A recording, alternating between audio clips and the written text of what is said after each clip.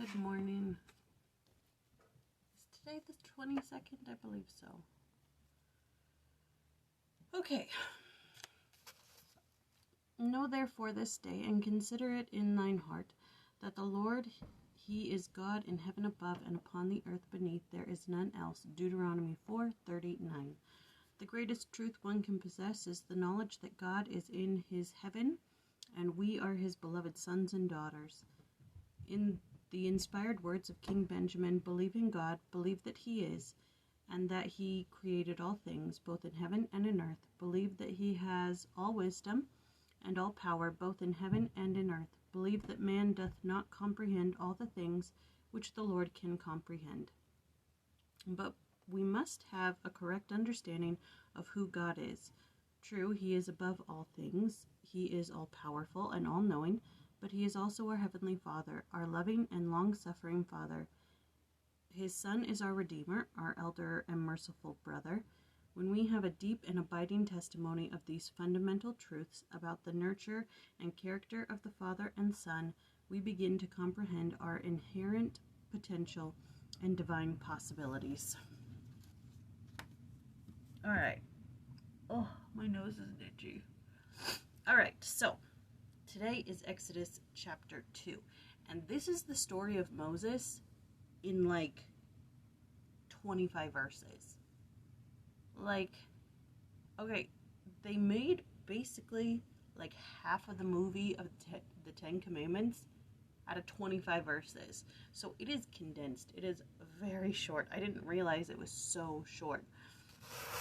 But we just have a few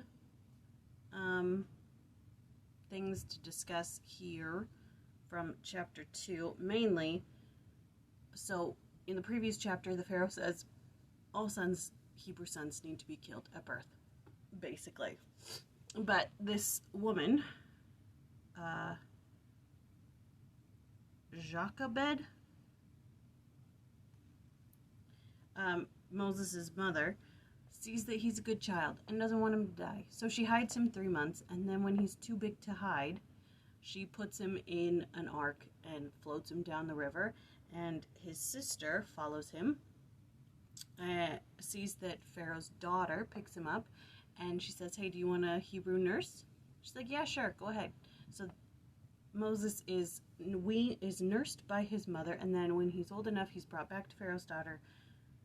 He becomes Pharaoh's daughter's son, and he grows up, and he obviously knows that he's a Hebrew, and he sees an Egyptian beating a Hebrew, and he kills him. And then the next day he sees 2 Hebrews fighting, and he's like, why are you fighting? And they're like, you're not our judge and ruler, you killed that guy. And he's like, whoops. Anyways, it was known in the land. Pharaoh sought to kill Moses. Moses ran away to the land of Midian. He helped the daughters of Jethro, but in here they call him Reuel. And then he marries Zipporah, and they have a son. And then Pharaoh dies in Egypt, and he hears the cries of the Hebrew people. That's everything that happens in this chapter in 25 verses. It's super short. So anyways, Jochebed was the wife of Amram and the mother of Moses. It was Jochebed who hid the infant Moses in the bulrushes when Pharaoh ordered the execution of all male children born to the Israelites. When Pharaoh's daughter rescued the son of Jochebed and arranged for her to nurse the child, history was in the making. Then it talks about the daughter of Pharaoh was the one who discovered the babe Moses hidden in the bulrushes. We know little more about this daughter of Pharaoh, except that she performed a supremely important task of preserving the life of Moses, thus enabling him to rise to the station of liberator of his people and prophet of the Lord. And then Zipporah is Moses' wife and daughter of Jethro, priest of Midian. She was the mother of the 2 sons of Moses, Gershom and Eliezer. Of her life we know very little, except that she intervened when the Lord was angry with Moses for failing to circumcise his son as commanded.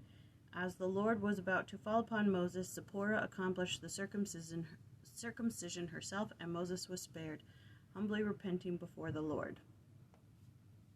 So there you go.